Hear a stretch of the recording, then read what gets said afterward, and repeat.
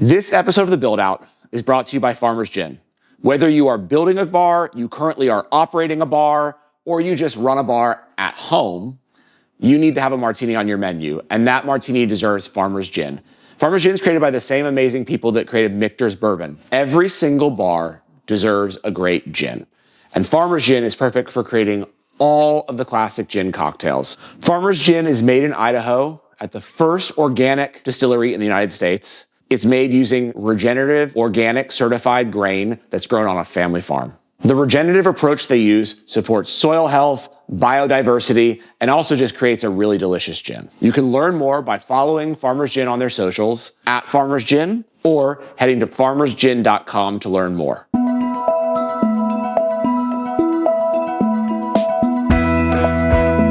From the VinePair Podcast Network, this is The Buildout, and I'm your host, Adam Teeter. On today's show, we're going to talk about a bar that's come up a lot on previous episodes of the podcast. And we finally were able to wrangle the two guys that founded it to come in and talk about it. That bar, of course, is Death & Company, or Death & Co., founded in the East Village of Manhattan. And I'm joined today on the episode by Dave Kaplan and Alex Day. Thanks, guys, so much for joining me. Yeah, thanks for having us. Great to be here, virtually at least. I'm telling you, we needed to get you guys on so badly that we were like, you know what? It's okay that you're so busy you can't make it in the studio. We're going to do this anyways. I can't have like 57% of the episodes someone at some point mentions the bar and not have talked to you about your story. That's an incredible honor. So thank you for being flexible with our availability and geography. All good, all good. So as most listeners and yourselves know, general way this show works is we're going to start by talking about you, and then we'll talk about the thing that you created.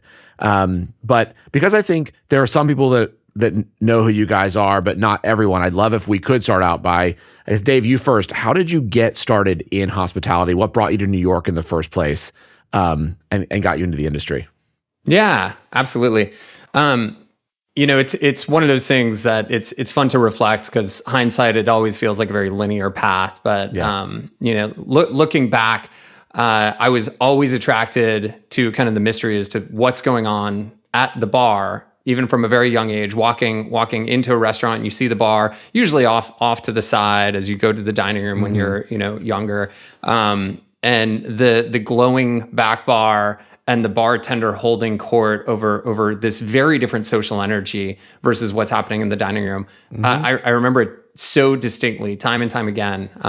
Was lucky enough as a kid to get to travel and go out to eat and experience new places with my folks. And I just thought it held such a lure. All these different ingredients and kind of the potion making that happens there. And I also remember from a young age acknowledging that wine is from grapes, wine all over the place. The bottles all look fairly similar. It's all made from grapes. Of course, I appreciate that nuance much more so now that I get to enjoy it. But as a kid, I was like, yeah, grapes. Even as a kid, I get to enjoy grapes all the time. But what the heck is all that stuff? Those bottles are all different colors and from different countries all over the world, and they're made from different things. And I thought that was the most interesting thing imaginable. And that stuck with me. I also grew up in a family where everyone is a great cook and a great host, all home cooks. I don't have any hospitality professionals in my family. I have a father who always wanted to be a chef and a mother who always wanted to be an artist. I went to school for fine art, and I've always worked in hospitality. Didn't even intend to kind of live out that parental, Psych 101 thing in my life, but here we are. So yeah, I feel like it was a pretty clean and clear road for me to get here. What was your first job in the industry? My first job in the industry, I was a soda jerk at an old-fashioned soda fountain, and it's still there. Actually, it's a Jackson Drug in the town square in Jackson Hole, Wyoming. And my mom was a pharmacist in back. Very like small town Spielberg-esque cute shit. It was fun. Wow, it's there even now that Jackson Hole's kind of exploded. There even now. It closed for a while, was a furniture gallery, and then the family that owns it, a long time Jackson Hole family, they turned it back into a soda fountain. And now it's sort of a restaurant soda fountain, no longer a pharmacy. But it was also where I like snuck my first view of Playboy. They sold Playboy there. So it was when I first saw Playboy. It was like a real coming of age moment for me working there. So then what took you from that to bars in New York City? So I went to school in upstate New York for fine art. Actually, fine art photography. Ended up just doing a lot of really fun, engaging, for me anyway, gallery arts. Okay. I knew I didn't want to become a professional artist. I wanted something that I could have a little bit more control over my career in terms of whether I felt I was doing well or not, versus feeling like I was kind of at the whim of galleries and articles and kind of being discovered. My brother was an actor. And sort of a struggling actor for a time, became a contractor. And I was like, I don't want that for my life. I want to be a little bit more in control of my destiny. So I pursued hospitality right out of school. I moved to Las Vegas, worked at Rain nightclub at the Palms, which very much is the antithesis of Death & Co. And so Las Vegas really informed so much of what Death & Co. is, in that I was surrounded by things that I very clearly was not interested or attracted to. The glitz, the temporary nature, the plastic, all of it. I was like, man, I am missing culture and permanence and community, and I knew I could find that in New York. I had a lot of friends living in New York, and so right away I landed in New York with the idea, hope, dream of opening a bar. I met this interesting neighborhood guy named Ravi Darasi, who we eventually partnered and opened up Death & Co. together. And I was fortunate enough to meet Alex shortly after that. And the rest is history. And Alex, obviously I want to hear your backstory, but just because you've already brought it up now, Dave. So did the meeting of Ravi was before partnering with Alex? Yeah. So Ravi and I really, I knew that I didn't know much. One of the only things that I think I'm still naturally predisposed to. I'm like, I don't really know how to do this. I should find someone who is smarter than me in that who not how mentality. And so I really believe that Ravi had a lot more experience than I did. Turns out neither of us really knew what the hell we were doing. He owned a little wine shop right downstairs called the Bourgeois Pig, and he was there kind of holding court every night. And so we kind of got to talking. We found this great little spot around the corner called Raga. It was a French Indian restaurant. They were looking to get out. And we ended up buying that place. And, with duct tape, glue, and a couple builders, turned it into Death & Co. So we'll get there to all the duct tape, the glue, and the builders. But so when you first came here, did you have another job in hospitality, or were you just kind of coming and you're just going to figure it out?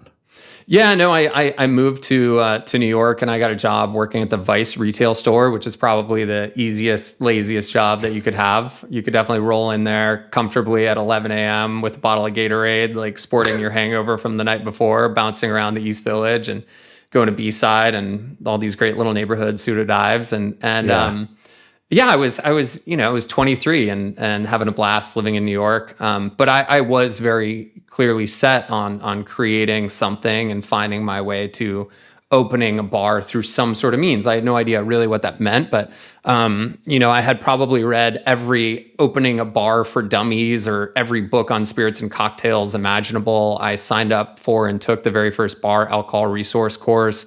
I had pages and pages and notebooks of everything I liked and didn't like from every bar I had ever been to. So I was starting to assemble these ideas. I had tons of design notebooks with dog-eared pages and starting to pull together some mood boards. But I didn't really have a full business plan yet. It was just bits and pieces, and I was trying to figure all of these things out at the same time, like what a design brief was, which we never really got to. What plans, full architectural plans were that we never did. All of these things were really kind of hodgepodge together to slowly make Death & Co. Okay, so Alex, what about you? How'd you get involved? How'd you get into this? How did I get pulled in? Yeah. Well, I think, Dave and I's paths are very different, but they culminate in sort of the same conclusion or endpoint. And Dave and I have had like a version of this conversation, 500 times probably in various different, settings. And something he just said that really struck me, which was finding opening Death & Co. was really finding a community and a sense of purpose, and this being kind of this culmination moment that happened. And for me, that was very, very much the same way. And so my path, I originally went to school for music production and engineering and a little bit in performance, but mostly on the production side, something I was obsessed with from the age of, 12 onward. And to the extent that I engineered all of high school to go work in a studio and somehow get credit for it. It was a masterstroke, truly impressive, or says something about my school that I grew up in Oregon. But Dave can attest when I have a bone and I go after it, there's nothing else in the world, and I get really myopic about things, and that led me to school originally. And I realized when I got there, I didn't have the ear, as professionals say, with a capital E, and being mediocre at something just didn't seem great. And I had simultaneously discovered kind of a different academic path. And I was in school in Northern California, and by way of a bunch of gymnastics, I found my way to New York to finish up college. And it was there where I was really poor and needed a job. And I got my first bar backing job in the East Village at a now closed place called the Musical Box, which, oh yeah, Musical Box. I was there 2001. So if ever you consumed very cold Jägermeister, I was probably matching you on that. Was the tradition that I was taught by the bartender, Scotty, there. It's just etiquette, just good etiquette. Just etiquette. And knew I needed to leave when I started sipping on that Jägermeister and thinking, this is really, really tasty. So that was my first inroad into bars. And as I was going through college, I successfully found my way exploring other places, different types of bars. Eventually was able to help open a place called the Lower East Side Toy Company, or the Back Room, down on Norfolk between Delancey and Rivington, and was there kind of at the beginning of it. Teacups and beers and brown paper bags, being very speakeasy-esque. I'm sure you remember those. I remember it. Yeah, very kitschy, but also very, very fun. Lots of people had birthday parties there. Yes, they did. And actually, to that point, it was not long after Dave and Ravi opened Death & Co. I went in there, fell in love with it. Joaquin Simo was working, and I sat at bar position 1 and 2, which is if you go in directly to the right, those first 2 bar seats, which are the best bar seats in the world. And I'll fight anyone on this because you can see everything. It's just the magic of the room is there. You can see everyone coming and going. And I just fell in love. And it wasn't just Death & Co. being great cocktails and Joaquin being really good at it. It was the way he made us feel when we were sitting there. And it was leaving that moment that I was just I need to work here. And over the course of many months going back and back, I met Dave, and on a now dear friend's birthday, I convinced them to come down to the Back Room and made them some cocktails. And I think that began a more robust conversation about me eventually joining the team. Cool.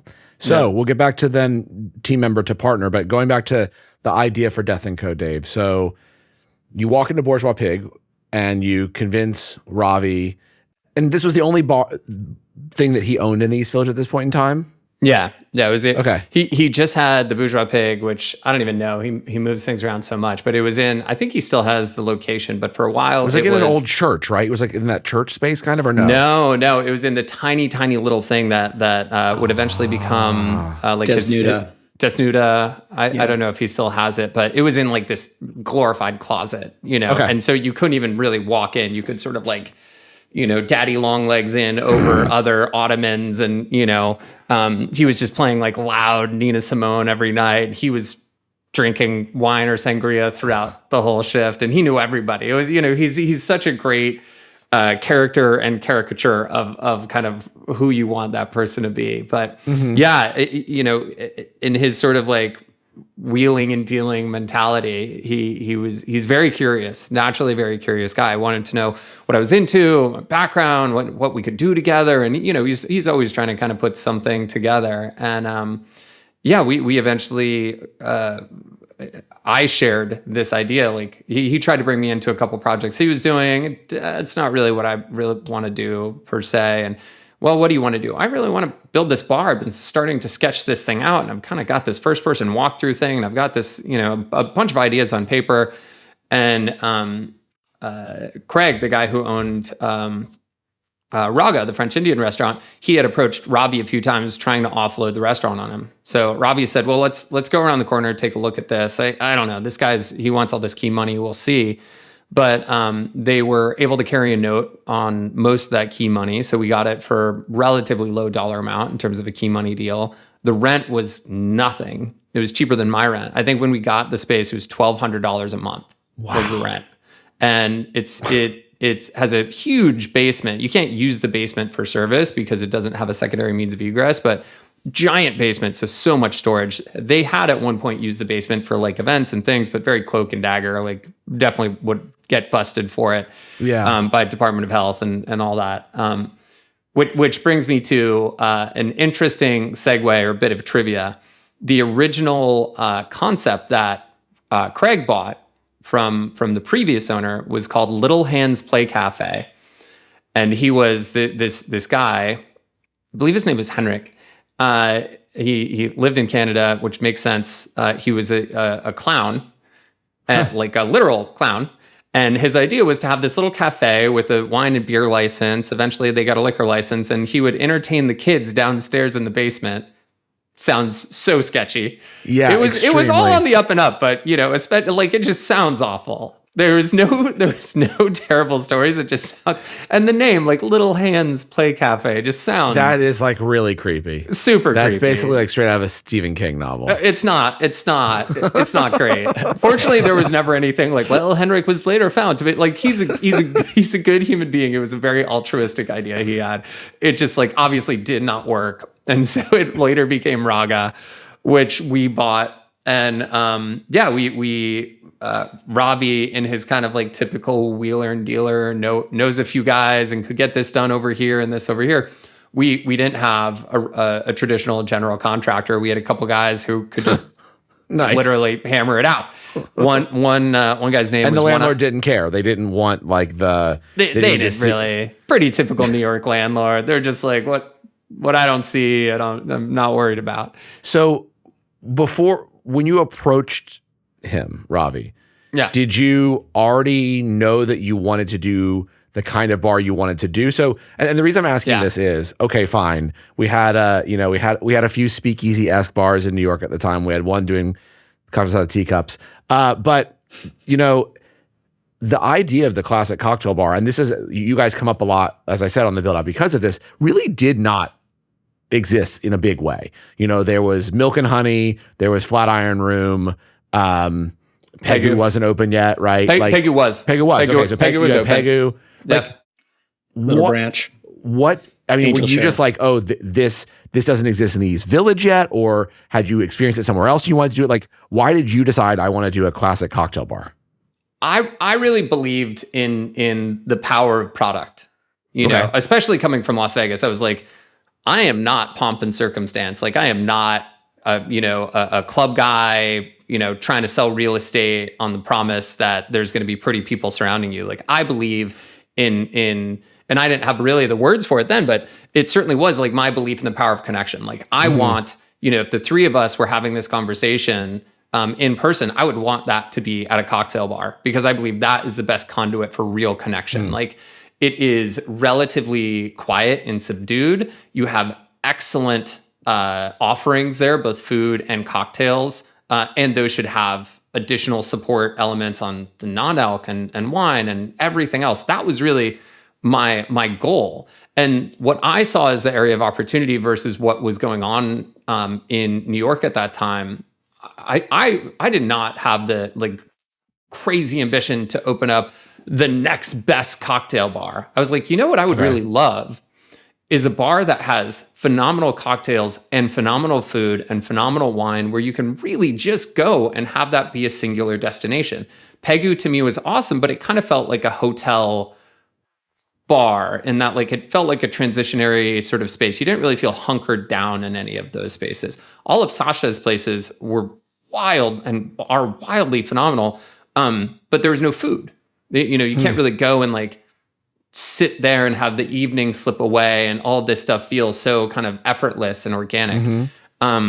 Flatiron, I really love, but again, it had such a big push and pull with happy hour that it just, each of these things just felt a little different from what I was really looking for as a guest. And that's that's very much how I was approaching it. I was like, as a super fan, because I was never a bartender. We sort of skipped over that part, but like the most kind of bar experience I had was working at a 3 Deep, milkshake bar. Right. Like I was making like sandwiches and root beer floats and stuff, and having angry tourists. So even in Vegas yell at the bar, me. at the club you work at in Vegas, you weren't bartending. I was, and I almost shudder when I say this, I was a VIP host, which is like the lowliest of low. They absolutely useless. I'm sorry to any VIP host listening, or at least I was useless.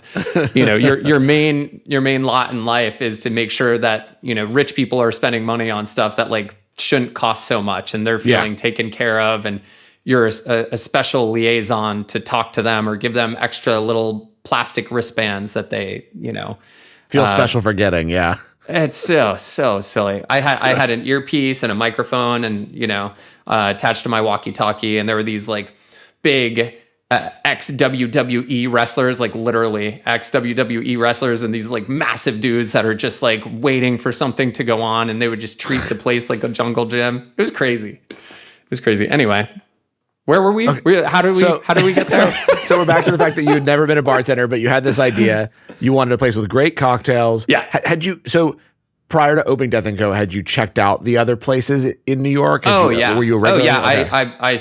I spoke with Sasha a number of times, and, I knew what type of ice machine they had. I knew what type of glassware spec everyone had. I knew, and then I would go and look at, any sort of marketplace where I could see I could go down to, what was it, Alex Balter down on Bowery. I would go down to Balter. Like I would fetishize every little bit and piece of the industry and do as much research as possible.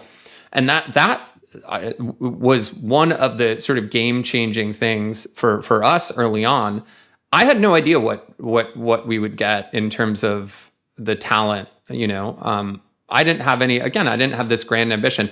I wrote an early cocktail menu, and I was like, well, if we go with this, like it's just solid in it's rooted in classics, and they're all time tested and cross-referenced amongst many books, and I know enough to know that these are okay. I couldn't train anyone on them, or probably not reasonably, but any bartender coming in of reasonable acumen would be like, oh, I see what you're doing, that's fine. But because I really knew my stuff to a degree, or at least, for a lowly, dumb owner, I was able to pass every test that Phil Ward gave me. And I'm skipping a spot or skipping a step here. I posted on Craigslist, like opening up a cocktail bar and this and that and whatever. Phil Ward was one of the folks that responded. Joaquin Simo responded. Jessica Gonzalez responded, came in for interviews. We obviously hired all of those folks, but I couldn't hire Phil because I needed to pass like literally 3 rounds of interviews before Phil would come on board. And so it was like, show me all of your glassware, show me the ice machine, what's the ambition of the program, who's making the schedule, are you writing the menu? And I was like, well, I have a menu, but I would like to not write the menu. I would like for you and the team to write them. So eventually he came on, and that was sort of a stamp of approval for other folks like Brian Miller to eventually come on, even though initially that was just a waiting period until he took on a position at Gold Bar, which, I think he dipped his toe in there, and then he was like, I'm not a club guy. Wow. So basically so Phil came on as head bartender, right? He did. Yeah. Yeah. So, and these were all just through Craigslist. Yeah. That's insane. Yeah. So did you know you always wanted the East Village because you lived in the East Village? Like, and at the time, that was it. And there wasn't really anything else like it, right? And what year, remind everyone what year this was? It was 2006. So It was 2006. And most folks, when I would tell them we're doing this, and I loved 7th Street. I had this very clear vision or 6th Street rather. I lived on 7th Street, loved 6th Street. Because I had this very clear vision of a destination with convenience. Like there's a ton of stuff around, but you have to have some intentionality to go there because we want an informed consumer. And so we don't want it to be a pain in the butt. We don't want it to be really far out of the way. If we're lucky enough to ever have a wait, we want you to be able to go to any neighboring spot. And, Cherry Tavern. Yeah, we had, That's where I waited. yeah, we opened in Cherry Tavern. Suddenly, we started getting like fresh coats of paint, and there were, I'm grateful for it because Cherry Tavern's awesome. So that's what we were looking to do, and Okay. and sorry, some of the other elements that I loved about the East Village, is that it's a real neighborhood. I mean, most of New York is. But it's East Village is different though.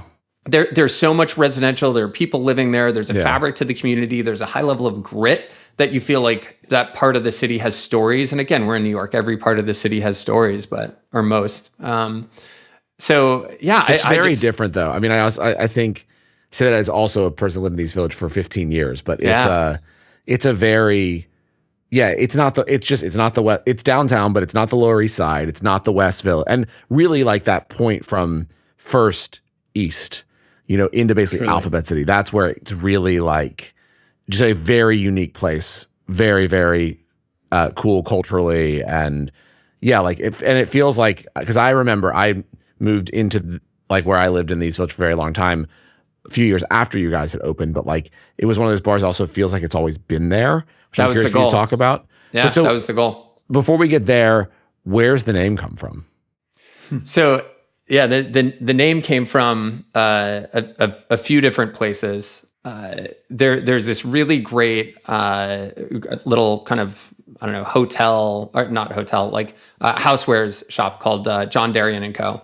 Mm-hmm. And they have, he's most known for his decoupage plates, and he sources all this stuff. So he has a plate or a platter that shows like man's decline through like the Devil's Toboggan slide, and it somewhere on there it says Death and Co. And that was the first piece of art that I saw that attracted me to the name, and started digging into it. We saw the original source material for it. Started reading more about it. And the idea really, and it doesn't explicitly say this, but the idea is that if you're drinking or going out, or you're living life in the shadow of death, or you're keeping company with death. And we're like, oh, we love that. We are Death and Company. And a few things sealed it. One thing in particular, I, like everyone in the cocktail industry, or at least at that time, I don't know if I'm aging myself, but it's an old movie, loved The Thin Man, loved Dashiell Hammett. So, and there's a short story, Dashiell Hammett story called Death and Co. And I was like, oh man, like we got to go with this. I was so nervous about it though. And I was like, I don't know, Ravi, what do you think? And Ravi's like, it's like Count Dracula. Like he loves, anything dark and noir. And he's like, oh, it's amazing. We got to go with it. I was like, do you think we should call it like D&C or D & Co? And I think his ego and not wanting it to be confused with like Dave and Company or whatever probably motivated him to be like, no, we got to call it Death and Co. And thankfully he is the one that really pushed us to do it and gave me the confidence to be like, all right, yeah, fuck it, let's go. I remember early days when I was filling out all the like credit apps for all the different, purveyors, getting laughed at like over the phone. They're like, I'm sorry, can you spell that? I was like, yeah, that's DEATH &CO. One lady was like, woo, good luck, sweetie. I was like, good luck, sweetie. Good luck to you too. Thank you. That's amazing. So, did you guys raise money, and how did that work?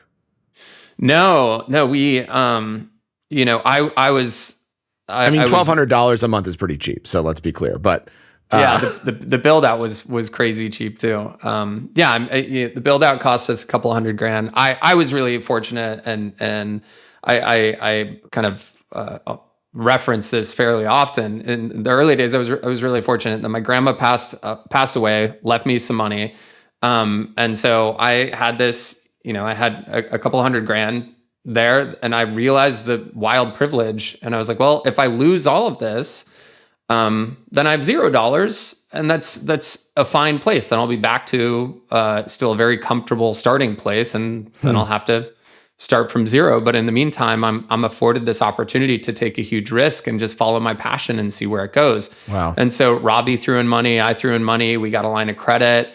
And most of the key money they threw into a note, a 3-year note. And so we really did the whole deal for, I think, like $350K to even get open. And by the time we opened, we had $0.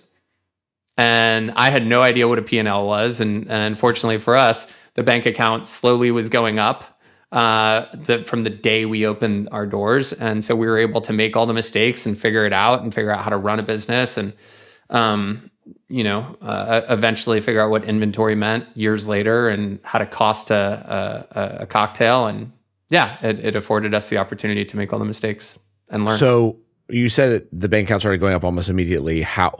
Why do you think that happened? I mean, like, how'd you spread the word that this bar had opened? Did you automatically start with the person with the clipboard outside? Like, how did people know that? Because the door, just so everyone's clear, I think a lot of people who listen to the podcast probably is very aware of what it looks like now. But I remember being, 22 and just moving to New York and walking by it and not realizing it at the first part that it was a bar.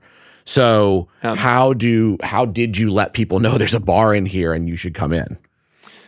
I don't know. Alex, as a customer first, like I'm talking this curious. whole time. Alex, what was your impression when we opened, and how did you discover us? And I have no idea. I have no idea how anyone discovered us because I was there 14 hours a day trying to figure out like the basic fundamentals of anything. Like I was terrible at every job at Death & Co. It's interesting that you say that, and I am curious what you think, Alex, because some of the other bars I've talked to around a similar time, right? It'll be like, it was this one article, and usually it's the Times, but it was this one thing that happened and everyone found out about it. Or it was a really famous bartender that everyone knew. And so everyone followed them to this spot because they were opening something new, right? Or, I mean, even with Pegu, right? It was Flatiron, like there was a connection to another very well-known bar already. And then people knew who Audrey was. So like, it was different, right? As you said, like you'd moved from Vegas being a VIP host and like you didn't have this huge network of New York that was like, oh man, like Dave's opening something, like it's gonna be the shit. We gotta come. Yeah. So I'm the curious. 4 people I knew in New York were like, Dave's opening something? Yeah. Well, so you also got to backtrack too a little bit and like understand the culture and the context of the early 2000s. Yeah. Like there's back then, this podcast exists right now, which back then would have been wild to even think that anyone would care enough, right? And so, when Death & Co. was opening, there were the handful of bars that we've already talked about. Those bars were not populated necessarily by the chicest of New Yorkers necessarily. There was a lot of nerds involved, of which I was a massive one. And so this kind of connection between E-Gullet, frankly. I was like, E-Gullet. The dialogue. Yeah, which was amazing. The dialogue occurring there amongst people nationally, but very much centered in New York about this thing they were super passionate about, and the direct line of contact to some of these bars, especially around the time Death & Co. opened, when it moved beyond just a couple of the key holders in the industry and people starting to kind of express their own aesthetic as Dave and Ravi were doing. There was so much from that community involved. And so the forums on E-Gullet when Death & Co. opened from Don Lee and John Darragon and Jeffrey Morgenthaler and fill in the blank legends at this point in this industry were like, oh, this new place is open. We got to go check it out. Who's going to be there? Let's go then. Oh, I hear they've got Phil over there. Are you sure they've got Phil? I can't believe they have Phil. Yeah. All sorts of, stuff like that. And it was just a very, very small community. And so word of mouth got around. How I found out about it, aside from reading those forums, which I was starting to get really deeply into, was an Eater article. And I was working a music management internship, which was truly horrific. And my boss at the time, Sonia, sent me the article, and I lived right around the corner from Death & Co. She's like, you have to go check this out. And that was the way in which I found out about it and walked in there. And then, of course, my life changed. Wow. And Adam, you are right, though. I mean, like Phil was a notable character, and people were following him, and the super nerds were following him, and the cocktail fans were following them. And I say super nerds with like all the love in my heart, because Alex and I are like chief amongst them. And at that time, or in early January, we opened New Year's Eve, 2006, 2007. And in early January, we were in a New York Times Sunday Styles piece. And the largest photo was of Death & Co., was of the entrance of Death & Co. And that was kind of the, I don't know, nail in the coffin of our immediate success. Nail in the coffin, probably not the right turn of phrase there. But I mean, like that sealed it for us is really. Keep it on theme. Yeah, exactly. Oh my gosh. The amount of like death puns we've had written about us over the years, I should have a collection. So, Alex, when in this journey did you join? I joined, so Death & Co. opened New Year's Eve, 2006, 2007. Yeah. My first time visiting was within the first week of January, I think. It was a very blurry time. And by summer, I think it was June or July, I had my first shift, which was a Sunday night swing shift, which meant that I came in a little bit later. I think Joaquin was opening at the time. And then I quickly took over that shift, added more, and slowly, gave up the very lucrative job at the back room where I was working just Friday and Saturday nights. Because frankly, that was a nightclub. Let's all be real clear about that. And making excellent money living right on Tompkins Square Park on 8th or St. Mark's and A, and had a lovely post-college life and make less money, but do the thing I was really passionate about. Quickly took over. And I was fortunate enough to live in a couple of different spaces in that early kind of first year at Death & Co. where there weren't enough shifts, a very small bar. I was learning a lot, and then was able to also join the opening team at Taylor with Eben Freeman, which was an incredible, journey into avant-garde thinking and technique and culinary acclimation and culture. And between that and Death & Co. set a lot of the foundation for my imprint on our world in the years after. Interesting. So when you talk about your imprint, what do you mean? Well, I think Dave mentioned something earlier about that first menu and, the Phil interviewing him and the response being like, I don't know, man, like you do it and you guys should just do it. And it was kind of a flippant statement, but there's a lot of power in that and really a lot of foundation for what Death & Co.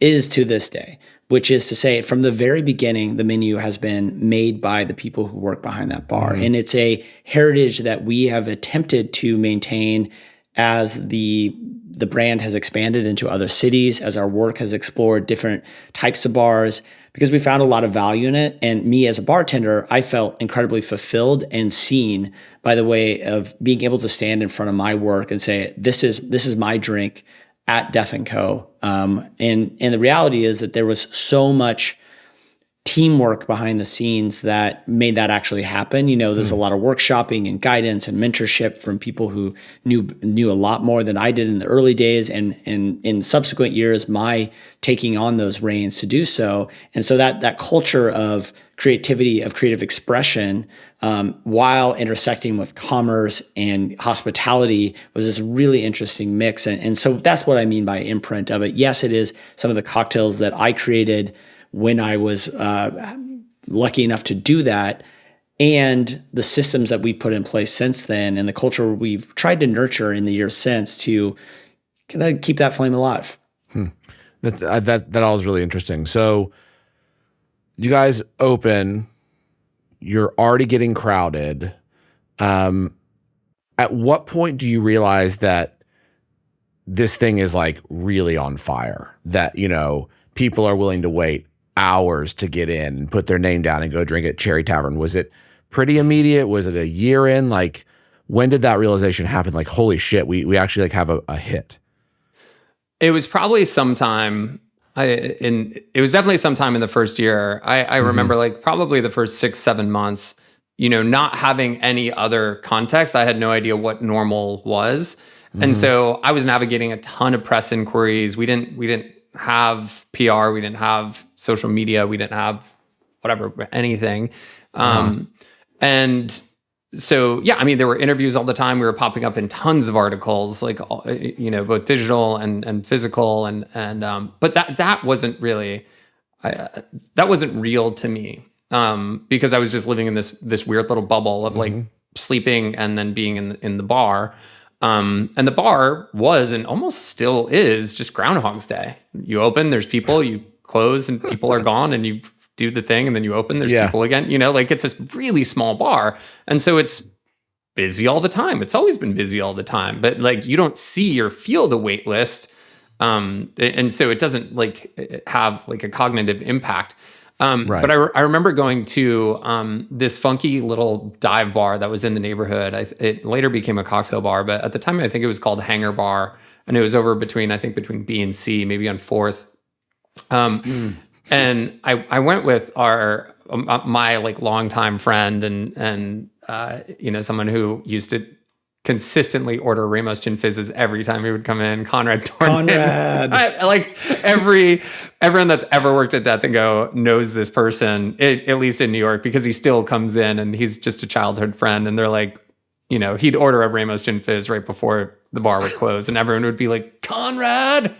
Anyway, so I went with Conrad over to this dive bar. Yeah, on 3rd between B and C. Oh, on 3rd. Okay. And I lived on 3rd between A and B, and it became Elsa. Yes. Yeah. And it became Elsa. Yeah, of course. So I remember going in there and just chatting, ordering a drink, whatever. Conrad knew one of the bartenders and somehow came up, like, I think maybe he just introduced me. Oh, this is my buddy Dave. He owns Death & Co. around the corner. And like the whole place, like records needle screech, and like all the bartenders stopped doing what they were doing, and it was like immediately like a really big deal. And I was like, well, what? Like, what's happening here? And I saw it for the first time. I was like, oh, that thing we're doing, people are responding to outside of our 4 walls. We're not just like working really, really fucking hard to make people happy on a nightly basis within that, but like there's a ripple effect that I had no idea was happening. That's like crazy. People are talking about us and thinking about us and seeing us, and it's affecting these bartenders who are very clearly in a bar that's opposite of what we do, but they're really interested and excited about what we do as it relates to their world. Like, this is really cool. So the great thing about having you guys on is, we're not just talking about one bar now. We're talking about basically an empire that you've built, and how that has happened. So I think we can't talk about that until we talk about how you guys finally decided to go into business together, right? So, you're now partners, and also what happened to the former business partner, right? So probably didn't all happen at the same time, but at what point, Alex, do you join, the business as a partner? And then Dave, at what point do you guys decide you want to do more stuff? And do you sort of part ways with Ravi? Yeah.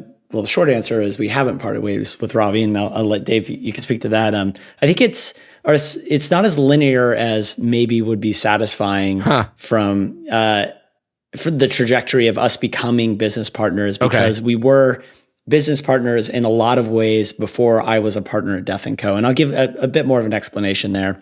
In the first few years of Death & Co., there were some opportunities out on the West Coast, and Dave was expressing to me, it was clear we got along and we had similar kind of designs on the future. And we both come from mountain towns. I'm from Central Oregon, a place called Bend. Dave's from Jackson Hole, as you mentioned earlier. Both grew up skiing, and like, for those who like grow up like that, it's like a chip on your shoulder and you like to talk about it. And it took us years to actually ski together to decide if we should be business partners, but we figured that part out. So I'll leave that part out. But are you actually a good skier, or do you just moonlight as it? Like, anyway. Do you say you ski? Alex is a really good skier. He's a good skier. Very funny. Yeah. This very is why we have survived. But in those early days at Death & Co., Dave and I got to talking many times about opportunities, and I was fortunate enough to do a consulting project for a restaurant called Allen and Delancey on the Lower East Side, and it was we got a Michelin star back in the beginning when those came, and it was I was really proud of the program, and I look back at that menu, and it was like a really interesting creative expression, and that then dovetailed into an opportunity that Dave had to consult on a bar in Philadelphia, which would eventually become the Franklin Mortgage and Investment. And in that process of assessing the opportunity, Dave and I started talking, and as well as with a friend of his on the design and architecture side. And we kind of were like, we let's do this thing. This sounds great. We'll figure it out. And of course, it wasn't as simple as that. But eventually, the end result was us fully consulting on this bar opening, from the aesthetic on down to the operations. I lived there off and on for 6 months. I was taking the Bolt bus back and forth, doing shifts at DNC, and we named it everything. Named it that long name, and set it up and established that bar. And wow, was that really exciting for us, because we got to do this thing we love doing for someone else, get better at it, and get to explore a new market, which I think Dave and I are both, explorers, and wanderlust is an absolute part of who we are as individuals. And so to get to work while exploring a new culture, a new city, and a new environment was intoxicating for sure. And this kind of was also at the same time where, as I mentioned a minute ago, Dave was looking at some opportunities on the West Coast, specifically in LA. And I had felt like I had put in my time in New York at that point, and I was looking for a bit of a change. I had been able to work at DNC, eventually became full-time there, and one of the more integrated people on the team. Had worked at Milk and Honey as well, some other restaurant gigs, was kind of just all around. And I was like, this place is going to maybe kill me, and I'm interested in maybe something else. And Dave flew me out to LA a couple of times, fell in love with it, and eventually we would move out there together to open a spot, which eventually didn't work out, but it forced us to be together in one place. And we really leaned into consulting and building a company that is now not operational, called Proprietors LLC. And that was really the beginning of our true business partnership, where we were working together in concert on a lot of different things. We did tons of consulting globally, a lot in LA. We, in partnership in that company, in partnership with a number of people, opened a bunch of bars in LA. We then kind of what really sealed it was we had an opportunity back in New York to open a place called Demi-Monde. And I know Jack McGarry mentioned this in his chronicling of the Dead Rabbit story. And this was a very interesting one. We were brought in to this fascinating deal in a part of town that didn't have much, and we didn't know much about, but had all the opportunity in the world. And unfortunately, Hurricane Sandy wiped it off the face of the earth. But it was that moment after sort of the challenges of that project that a few things happened. One, Dave and I had a conversation, and he said, "You need to be a part of Death & Co. This is ridiculous. Like we're basically operating as though you are anyway. Let's make this official." And we found a way to make it official. Okay. And then secondly, another really important moment in our history was Natasha David, who worked at Demi-Monde. We just really clicked with her, and we had this amazing opportunity to open a bar on the Lower East Side, what would become Nightcap.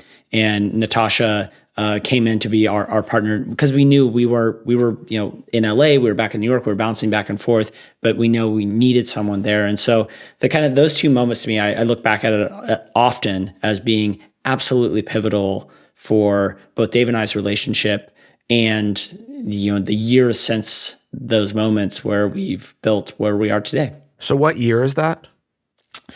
Oh gosh, when when Nightcap opened, let's see, Nightcap opened in, I had to write this all down, March 2014 is when Nightcap opened. So 11 years ago, 12 years ago. And you become formal partner 2014. And do you guys still have the consulting business at that time, or do you just roll it into Death & Co? Oh yeah. So that's separate. Oh yeah. Yes. Yep. It was separate for another 4 years. Everything was separate until 2018. Okay. And then when you were doing the consulting, and this is now just for my own personal knowledge, because I had been to some of the places around then across the country where you guys had done the consulting. Were you saying that were people allowed to say that it was Death & Co that had done the menu, or there's a hotel in your hometown that I went to with my wife. Really cool hotel that was done by an awesome design firm in Jackson Hole. And you did the Anvil? And they had said that it was that Death & Co had done the menu, but this was before 2014. But I was like, oh, that's super cool. So I'm totally going to hang out here. But I was wondering how, obviously it's your reputation. You can't stop people from doing that. But, you did try to keep them very separate as businesses. Yeah, we essentially said like, look, we can only materially impact what the press release says. We can't, change what the actual press is going to say or write. Like and so it was almost always some stiletto cadence, like, David and Alex, proprietors LLC, co-owners of Death & Co. So everyone would always like find a way to sneak it in there. But we were always trying to be very deliberate and to ensure that we were giving credit where credit was due. And not just ensuring that this new company, Proprietors, was the one that was getting the credit, but we're like, no, Death & Co. is a product of this phenomenal team. This is not representative of that team. This is just us and this thing over here. So we've always tried to be as kind of fair and accurate and all of that as possible. Makes sense. I mean, but it's hard to do, right? I mean, you're the brand, like it's your brand that you started, so it's very hard to always split that, even though I understand. So that I appreciate the answer. So in 2014, how many places do you actually own and are operating? Not that many. We had this. Well, Alex, you may have the notes. In 2014, what else did we have open at that point? At that point, we obviously had Death & Co. New York open. We had Honeycut in downtown Los Angeles, which opened in October 2013, which was our nightclub / cocktail / ode to Toby Cecchini and Passerby with a light up dance floor, which I can't believe we haven't mentioned him already in this as a very important part of our history. We opened Nightcap at that point. Death & Co. Modern Classic Cocktails came out that year, October 7th of 2014. And then just into 2015, Normie Club and Walker Inn were about to open in LA as well. So at that time, too, you had no other Death & Co.'s? No, not until 2016, right? And can I ask why? No, 2018, yeah. No, it's a great question. Good question, Yeah, I mean, kind of boring on maybe the consumer-facing side, but on the business side, when I opened up Death & Co., or when Ravi and I opened up Death & Co., it was really myself as majority owner, Ravi, and then Craig stayed on and took a little piece of it because he likes to say, I saw something in you guys. I was like, all right, sure. I don't know how you can roll your eyes at that compliment, but anyway, it's like, sure you did. So he still has equity to this day. But anyway, I didn't go through, I obviously had no idea what I was doing tip to tail, no clue what I was doing in any respect. And so I didn't go through and draft legal that gave me a clear pathway to opening more. Like around the table, everyone agreed, okay, Dave, Death & Co.'s your baby. Everyone had impact on creating it. Ravi certainly had impact on it coming to life and all of that. But Ravi from day one was like, all right, we can't both be here. Like there's two of us. This is yours. I got other stuff. Like call me if you need me. You got this. Let me know how I can support. He was a great partner, but like we weren't dancing. We were too similar, I think, in many respects. We weren't dancing together very well. We were like, all right, this needs to kind of be a little more mine. You got a lot of other shit going on. And so it really was because I didn't have a clear path of travel to open more. It was like, okay, well, if I open more, who gets what, and how do we break this out? And right, are they roll over the same equal partnership the whole time? Right, yeah, you don't know, yeah, and it was so messy. I was like, look, Alex now has equity, but even to get granular on that, I didn't want to fight them on Alex getting equity. So I was like, you know what? Forget you guys. Again, we were so friendly, but I was like, forget trying to negotiate with you guys. It's going nowhere. And I tried for years.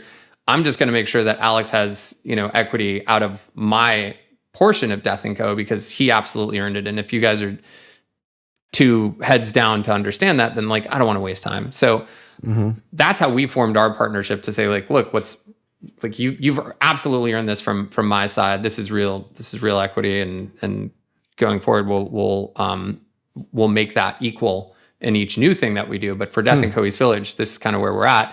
Okay. I was finally able to go back to the table with Ravi and Craig, and I essentially, and Alex and I combined, but out of what I really had in the beginning, gave up a lot of equity just to move it forward. and say, look, I don't want to fight with you guys. We're all arguing over hypotheticals because nothing's real. The only people that are going to make it real are the two of us, Alex and I. But I pushed and wasted so much money on lawyers that I was like, you know what? Fuck it. Like, fine. Here's additional equity. We'll just move it forward. And we were able to do so in such a way where no hard feelings. Life's short. Let's go. We're on the same team now. So let's read and run. And that then is what allowed us to finally move forward. And it was serendipitous that like when the ink was drying on that updated legal, Alex and I had spent a lot of time over the course of those tried and start and stop negotiations. We've spent a lot of time trying to figure out where we would want Death and Co to go, what it would look like, what cities we were interested in, and around the same time, Ryan Diggins, who owns the Ramble Hotel, sent me like a 1-sentence email, and or both of us, I don't know, and was like, "Hey, I'm opening a new hotel in Denver. Would you guys be interested?" And I think that was the entire email.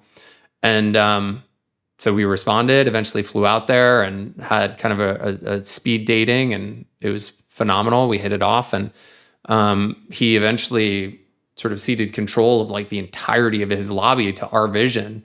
And we were like, we need bars everywhere. More bar up here and a bar back there, and you got a patio, we need a bar over there. And he was like, great, yeah, okay, we'll do it.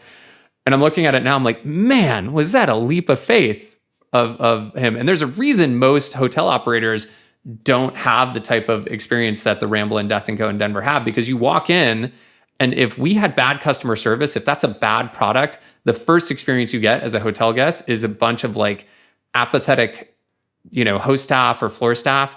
The hotel experience is going to be absolutely tainted. So he really believed, almost blindly, it put so much faith in us. And I'm forever grateful to him. That was our second Death & Co. Wow.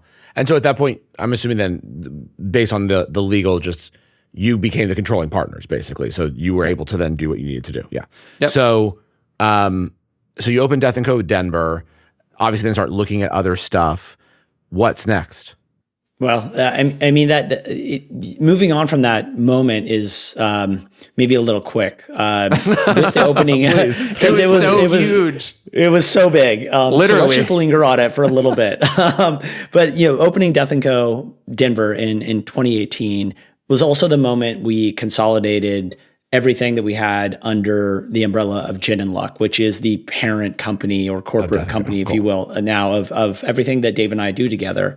And that was a really significant moment because it was a legal maneuver, and it allowed us to right-size some ownership and to create a governance structure that really worked for us, to raise some money, to do a lot of things that are, very smart and, probably we should have done many years before, but we were out there exploring things. And part of that exploration was doing other partnerships with different people. For example, the Normandy Club and the Walker Inn, Honeycutt in LA with Ced Moses and his team was incredible to do, because we got to express a lot of really interesting creative ideas in a different aesthetic than Death & Co. and really dive into them to, I think, really good effect. Not only and I know I can speak for you, Dave, we're very proud of what we did with those bars, but it also continued to help us shape how we thought about the work that we wanted to do. But it was at that moment in 2018 where we had some hard conversations about, okay, enough fucking around. What do we want to do? What do we want to become? And the answers to those questions were materialized into forming Gin and Luck, and then looking towards the future and being more focused than maybe we had been in before, where we would just kind of say yes to anything because it was an exciting proposition. We got to learn something. We were very, very little motivation around money ever, really. We just like doing stuff. We just like doing stuff. And then, having some discipline around it was really, really helpful and allowed us much better foundation for, navigating the years of COVID that would come up in a couple of years later. So after you opened Death & Co Denver, I'm sure you were nervous of how Death & Co would translate to a new market. But when did you realize that it had translated? You're like, oh shit, like we actually did it. it's not only translated to a new market, but a completely different format. Yeah, totally. As you said, you're in the lobby of a hotel. You put bars everywhere. We have a combined 12,000 square feet that we service versus 45 seats. That's like ish 1,000 square feet in New York. And it's also Death & Co. So how did you let's up the like ante too. There are also windows involved. So much light, like daylight.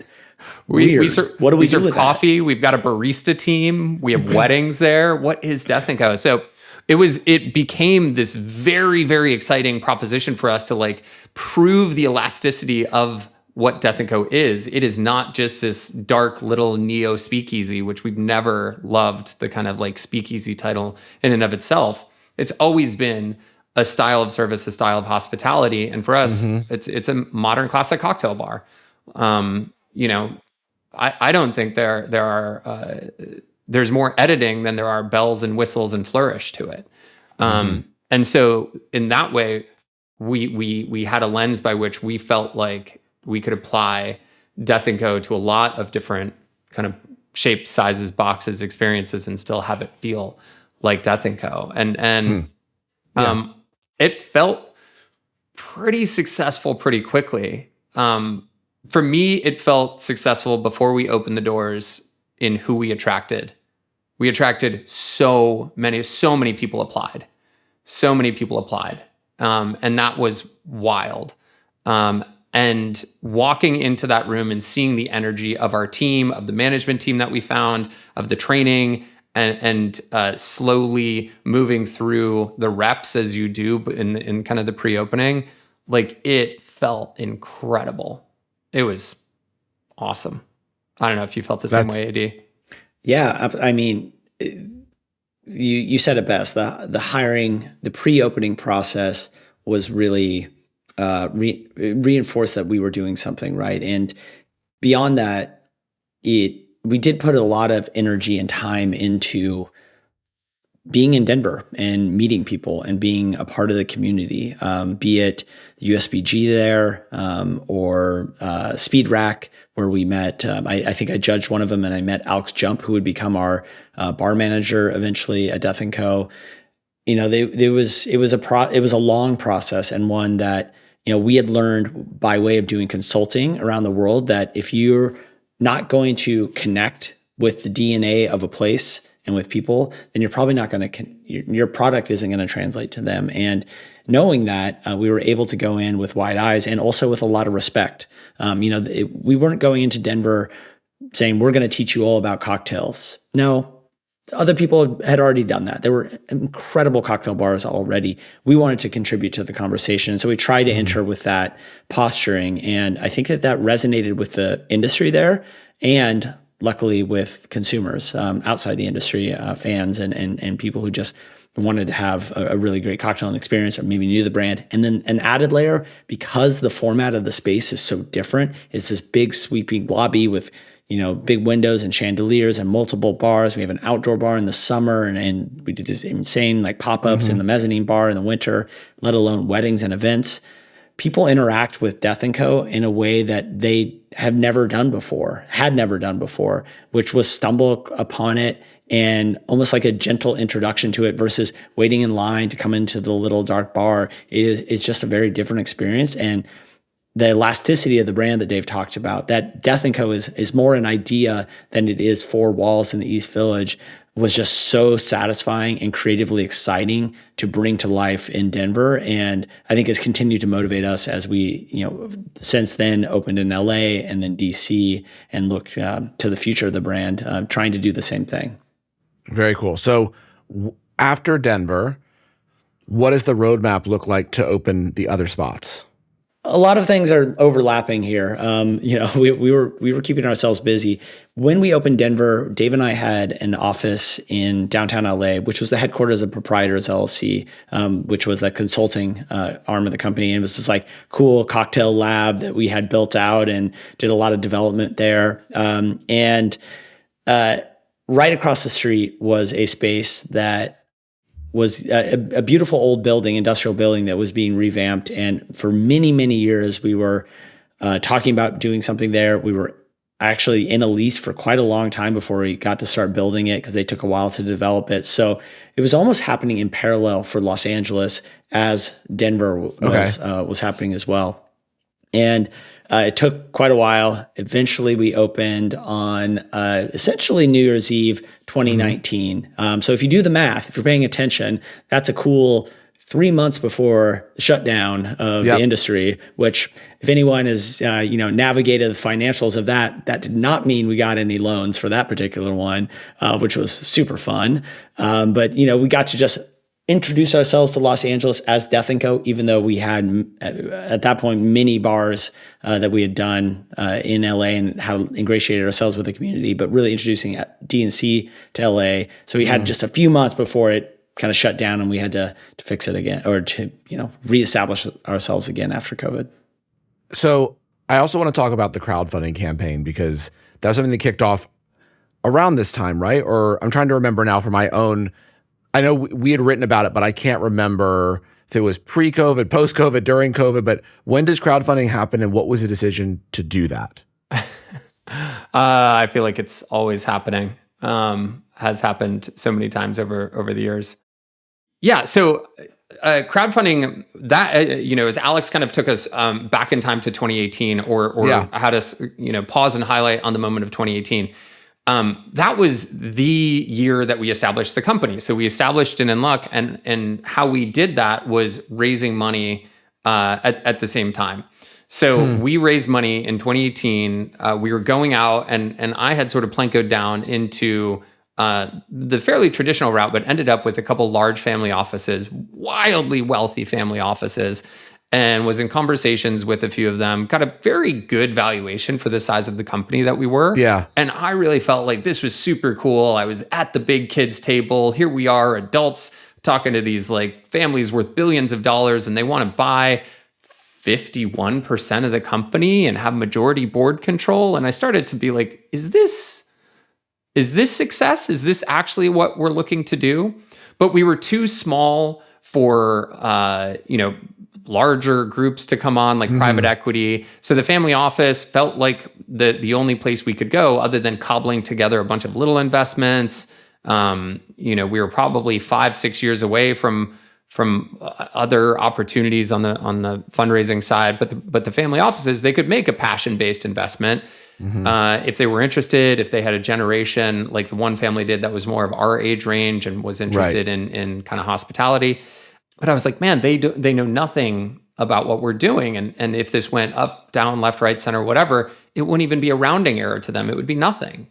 And for them to have so much control, I started to feel very disenfranchised with the process. And around the same time, we got a term sheet, essentially kind of a cold call from this crowdfunding platform called Seed Invest. And I, like many folks, was like, I don't know about that. Like, I'm over here overlooking Central Park, and I've got a Picasso behind me, and I'm hanging out with this billionaire. Like, I feel like we're really important. And, the same day, I think I was at this one particular office, I went down to the Seed Invest office, and it was open floor plan and a bunch of like super type A 20-somethings, and it felt like a tech startup. And I was like, there's like Jiffy Pop in the little snack lounge. I was like, this is not like, I feel like the chip on my shoulder really loved the ego boost of the fancy place I was just at. So I took some convincing to really understand the power and material impact that this could have. But being someone who was always like really, really excited and motivated by kind of the marketing flywheel that you can create, and starting to become disenfranchised with these people where you're not really our people, I pretty quickly was like, holy shit, we can raise money just from our people. Like, they won't be supporters, they'll be equity shareholders in our company. Like, they're the only reason we survived the ups and downs and highs and lows of the early years where we were fighting to retain our liquor license. And as we've tried to establish ourselves and figure out, who we are and where we're going and how we're growing and all of this stuff, our guests are the only reason we're here.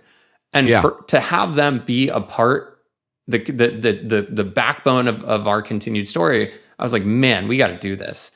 And so I was really, really excited about it. I now And at the time, we did a Reg D, Reg CF side by side. So we raised 2.7 million in 2018, which was a lot for a crowdfunding campaign. And and then we raised again coming out of the pandemic in 2021. We did a Reg A and raised 6 million against a 6 million target. Did a small follow on, and then we just raised a combined 9.3 million over the past 18 months. And you know, I think it's funny now. Now my sort of chip on my shoulder is that like we have this sort of, I think there's this impression that we're Death & Co corporate. You know, meanwhile, there's like an art school kid and a European history / studio major who have just failed and figured it out through the combined failure. And we're essentially a co-op where like we're owned by our fans and our peers but still I've ish come to embrace the Death & Co corporate. I don't know. I wrestle with the duality of it. And I'm like, how can we continue to use it as a motivator to build this really wildly unique and differentiated company where, you know, part of the growth and part of the reason for the consolidation is because we are growing to expand or scale the value of the company year over year for a future acquisition, for a liquidity event that pays out all of these shareholders, all of these fans, a significant dividend. And I make no qualms or apologies about like that, because part of that goal is to show and prove that nightlife and hospitality, food and beverage can be a great investment. Like we can both and the hell out of this. And it's hard, really hard. We've been doing it 20 years. Yeah. But we can grow with intention, with care, working our ass off to try to be a good and eventually great employer and create great returns for the people that helped get us here, our shareholders. So does that mean then, Dave, that to do that, right, you've got to really build a brand, and you've done that, right? Everyone knows Death & Co brand, but that also means, right, that basically everything you open at this point has to be Death & Co to grow it, right? Or no? A little bit. I mean, I do think that is where the power lies. That's where our greatest multiple will be. You know, we played around a little bit in the past. We opened up the Danforth in Portland, Maine. Yeah. And it was another one of our kind of many learnings / failures. You know, again, they're both super powerful. I loved the Danforth. I loved it, but you know, it was a misstep, a really, really interesting one for us, and that we're like, oh, okay. For us to do this well, we should maintain laser focus on our specific area of expertise. Like really, that cold liquid pretty glasses is where we start, where we pause, and where we finish the day. Like that is who we are.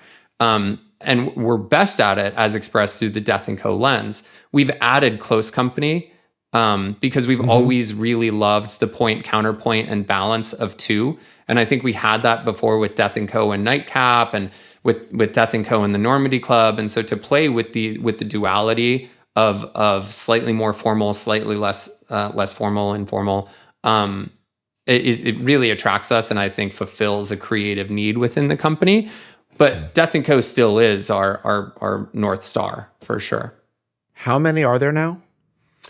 If we include the 2 Australia Death & Co's that we just opened in collaboration with Australia Venue Co, there's 6, and soon there will be 7, counting Seattle. Wow, that's amazing. Just Death & Co's, and then we have 3 close companies, including one which is a licensing deal at the Venetian. And close company Nashville, close company Atlanta. And then we opened our first hotel last year called Municipal Grand, and that has 3 different F&B outlets within it. And where's that one again? Sorry. Savannah, that's right. Why Savannah? Yeah, that's a good question. Alex, you want to take that? Sure. Yeah. We'll keep bawling. It's great. I mean, Savannah, have you been to Savannah, Adam? Yeah, so I went to school in Atlanta, Georgia at Emory. So Nice. I know Savannah well. Yeah. Gotcha. Okay, cool. Yeah, I feel like people who have been to Savannah have gone there for various reasons. And there are a lot of folks who in the Atlanta zone who used Savannah. It was a place to go for enjoying yourself and other people there because they're into history or the ghost culture of it. Anyway, I mean, Savannah is just a fascinating town in general. And we did a project over COVID at a place in Charleston, South Carolina called Little Palm at the Ryder Hotel. Yep. And for various reasons, the hotel sold. And the new owners had incredible F&B background, and we all came to agreement. It's like, okay, this is yours. You will be the stewards of this thing. That it was super fun to do, and we really loved it. But we got a taste of working in the region, and it was really exciting. It was really one of our first time doing so. And in parallel to that, at the beginning of COVID, Ryan Diggins, who Dave mentioned earlier, the owner of the Ramble Hotel in Denver, where we as Death & Co. are tenants, we had spent years talking about working more together. And that eventually verged on a partnership conversation to look at a hotel experience holistically, to not separate out food and beverage from lodging, but really be cohesive and holistic with it. And, that was really motivating and exciting in those early days of COVID to get on calls and talk about this. Let's find opportunities to do this thing. And it so happened that a really beautiful building in Savannah came across our plate, and it checked a lot of boxes as just even a real estate asset and an opportunity for a hotel. Its size, the licensing that had already been done for it, historical tax credits, where it sat in the city of Savannah, and that's all well and good and opportunistic in a way. But then we started going there and started learning about Savannah, and much like many of the other cities we've worked in, we started integrating and meeting the people who were the thought leaders in the community from the food and beverage standpoint. And they showed us a side of Savannah, which was really fascinating and helped kind of teach us a lot about what we could contribute to that community. And short of it is that I think we all fell in love with it. And in fact, we have this list of, is it 9 questions, Dave? 9 or 11? I always forget for some reason. That's filtering question. That's because we have 9 for our doors and we have 11 for MA. That's so what it is, you're right on both. Yes, got it. MA is Midnight Atour Hotels, which is the joint venture hotel company that Jen and Luck and Ryan Diggins own together. And so 11 questions. The last one is, do we like spending time in this place? It comes down to pretty selfish motivation. And at the end of it, all the boxes were checked on the financial side. We asked ourselves, could we contribute meaningfully to this environment, to this community? Is there an area to grow? And lastly, do we love being here? And the answer was yes across the board. And so we started moving forward with it. And, it's very different building a hotel than it is a bar. It takes a lot more time, a lot more resources. And it was an incredible learning curve. And we're just so fortunate that we have our partner, Ryan Diggins, involved, who has a background in real estate development and, of course, hotel operations. It's become a really dynamic partnership for us. That's awesome. This has been really cool learning the story, and I'm sure we could talk for a much longer time because there's so much in your universe. But I would love to ask one last question about Death & Co before we get into the final 3, which is sort of where, and you've sort of alluded to it, right? I mean, talking about the investors, exit, et cetera, but like, where would you like to see Death & Co go over the next 5-ish years? Ooh, 5 years is a good number. Our goal really, I mean, Alex, you're here. I can say my goal within it, but I know we've always really been aligned, is for Death & Co to be kind of the preeminent name within cocktail culture. And that doesn't mean that it is the number one bar in the world. It means that it is the number one kind of cocktail culture brand within that larger community. And so we want to cast a really wide and exciting net in terms of all the various entry points. I don't, well, whatever. So I was going to go deeper into that. But for me, what that looks like is continuing to build all of these touch points. I'm really, really excited about Fashioned by D&C. It's the education platform that we're working on. It's going to have a community hub aspect to it. I'm excited to get that live and then to build out in real life events around it as well to really make good on this promise of the community ecosystem. And so, what does it look like in 5 years? this past year has been amazing to begin to have an international footprint. Yep. I would be very excited to see that continue to expand through some of our favorite cities, as well as continued expansion within the US. Our goal is not to grow 3 or 4 or 5 Death & Co's per year. It's really 1 to 1.5 with kind of slow, steady, intentional growth to ensure each one is different, each one is unique, and then continue layering on these other elements like fashion by DNC. We're working on some 20-year anniversary materials. One of those will be a new book, which we're really excited about. We have some really fun ambitions for. But I see additional books in the future beyond that, really just to continue to expand kind of the ecosystem of what Death & Co is, to ensure that we're making it special, fun, and exciting. And we never want to have any guest say, well, I've been to one Death & Co, I don't really need to go to that other one. Right. We want each one to be a celebration of the team within it, their creativity, through the sort of lens or parameter of what the Death & Co brand tenets are. Very cool. All right. Well, I really appreciate you guys chatting with me for this long. It's been really fascinating to learn everything about the business. So we're going to end with the 3 questions I ask everybody that I promised I wasn't going to remind you what they are. First question's very simple. You can drink 1 cocktail at Death & Co. What cocktail? I'll go first. I think my favorite is one of Tyson Bueller's cocktail called the Telegraph, which is gin, is a martini variation, gin, pear brandy, pear liqueur, coca americano, and eucalyptus extract. And I think it was on our opening menu in Denver, straight out of a freezer before that was a thing.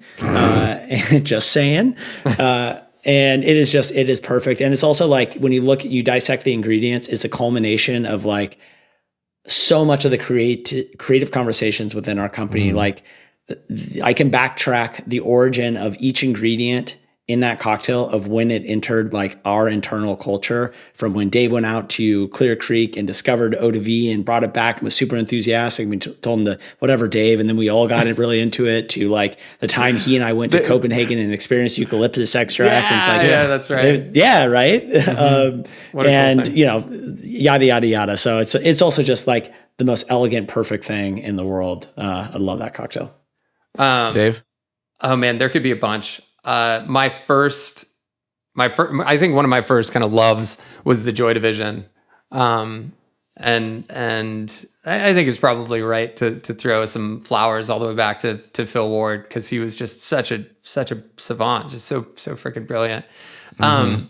Really, really simple cocktail.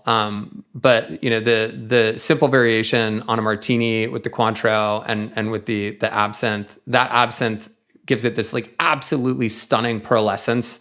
That just almost makes it shimmer. I could drink that cocktail any day of the week. It's so good. Cool. Second question. I'll be your only investor. I just have to get my money back. You can open a bar. And this is an intentional question because I started asking this question at the beginning of like when we first started the show, and the answers was always like on a desert island somewhere. And like, I'm not going to make any money if you open and there's no customers. So, but you can open a cocktail bar anywhere in the world. Where would you open it? We already did. I'd open a cocktail bar in Melbourne. I love Melbourne. I love Australia. I could be there. I could live there. It was a dream come true. Yeah. Awesome. I couldn't agree more. If I had to add one, it'd be Mexico City, which is my favorite city in the world. I know, Dave, you love it too. And wow, what an incredible city and food and beverage scene and people. It's just the best place. I love it. All right. Final question. What is one piece of advice that you would give anyone that wants to open a bar, run a bar-based business? Is I can't say don't do it, right? That's always the that's joke. The cop out. That's definitely the cop out. From my perspective, just my career trajectory going from a bartender to taking on more responsibility, learning the financial side of the business really, really well, and understanding how to affect change behind the scenes with systems, with structure, is a really, really important baseline for success. And so, it may not be the most fun thing. It certainly isn't often, but having an understanding of your baseline financials and having the language to do something about it is, I think, really important. Very cool. I think for me, and I say this one a decent amount, is really understanding, like taking the time before you figure out what it is that you want to do on the business, taking the time to figure out who you are and what your why is. Because this industry, and I think probably this is the only one I know, but this industry will absolutely test you. It'll test you, it'll test your family, it'll test your will. I think if you want to be an entrepreneur, you really need to know what drives you. You need to have a clear understanding of what that means in whatever way you want to define it. For me personally, it's like I have a personal mission statement. I have my own personal core values. I didn't have that in the beginning, but to be able to rely on those tools and look at those, it has helped me navigate through some unimaginable territory. Be it COVID, or me really questioning if I was or am still the right person to lead or do this or execute that. You need an endless well of energy to do this and pull it off and to be the cheerleader and the leader for your team. I love it, guys. It's been great to have you on. I'm glad we made it happen. We did. I appreciate you taking the time. We didn't even tell people where are you guys? I'm just south of Portland, Maine, in Cape Elizabeth. Okay. And I am in Seattle, so we're as far away from each other accidentally as possible, even though they're very similar vibes. Yeah. Lovely. Yeah. Well, thank you guys. We really appreciate it. It's been awesome having you. Thank you. So much fun. Yeah, it's an honor. Thank you, Adam. Thank you. Thanks so much for listening to VinePair's The Buildout. The show is produced, filmed, recorded, and edited by Darby Seasai. Editorial direction from VinePair's editor-in-chief, Joanna Chirino. Design of the logo by Marcello Bevilacqua. And thanks to the entire VinePair team, especially my co-founder, Joshua Mallon. I've been your host, Adam Teeter. Until next time, thanks for listening.